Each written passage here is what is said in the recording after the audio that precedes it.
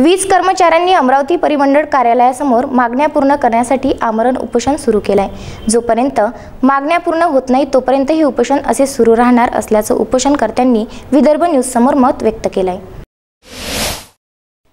शासनाच्या नियमाप्रमाणे अनुकंपधारकांना नोकरीत सामावून घेण्याची तरतूद असताना सुद्धा त्यांना अद्यापपर्यंत सेवेत सामावून घेण्यात आलेले नाही। त्यामुळे हे लोक सध्या अत्यंत हलाखीचे जीवन जगत आहे।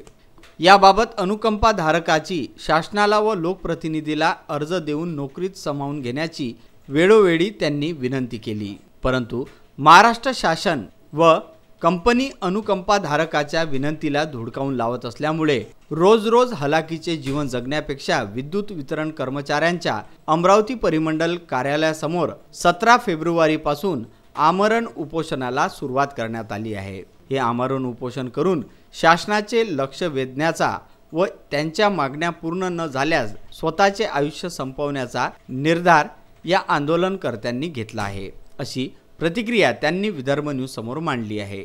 जर का मागण्या पूर्ण न झाल्या तर सर्वस्वी जबाबदार ही कंपनी राहील व महाराष्ट्र शासन राहील, अशी तंबीही विदर्भ न्यूज समोर दिली आहे। माझं नाव आमची मागणी आहे की आम्हाला लवकरात लवकर नोकरी मिळण्यात यावी आणि कंप बदलावं। आणि हा बऱ्याच वर्षापासूनचा प्रलंबित प्रश्न आहे। 8-10 वर्षापासून बरेच कॅन्डिडेट आहेत की त्यांना नोकरी नाही मिळाली आहे आणि विशेषतः LDCच्या त्यानंतर असिस्टंट प्रोग्रामर शिपाई पदाच्या जागांवर आता बॅन आणलेला आहे आणि बऱ्याच वर्षापासून काही कॅन्डिडेट आहे की त्यांना नोकरी नाही मिळत आहे विशेषतः विचारमध्ये। तर ह्या सगळ्या मागण्या घेऊन आम्ही ते बसलेलो आहोत आणि त्याचबरोबर एक मस्तीबंद म्हणून एक प्रकरण आहे की त्यामध्ये सुद्धा कॅन्डिडेट्सला बाहेर काढलेलं आहे, तर ते सुद्धा मार्गी लागावं हे आपण सुद्धा या उपोषणाचा उद्देश आहे। जर का तुमच्या मागण्या पूर्ण नाही झाल्या तुमचा पुढचा पाऊल काय, पुढचा टप्पा काय असेल? इकडे बघा।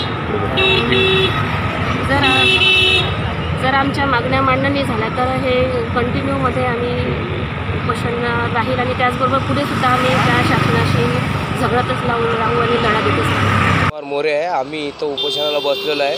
गेल्या 10 ते 11 वर्षापासून आम्ही MSCBमध्ये जे आमचे मृत कर्मचारी झालेले आहेत आणि त्यांचे वारस आम्ही जे वैद्यकीय कारणास्तव झालेले आहेत त्यांच्यासाठी आम्ही आमच्या अधिकारासाठी आमच्या हक्कासाठी आम्ही लढत आहे आणि हा हक्क आम्हाला न्याय मिळवून देण्यासाठी तुमच्यासाठी आम्ही माझा संदेश तुमच्यापर्यंत पोचवतोय।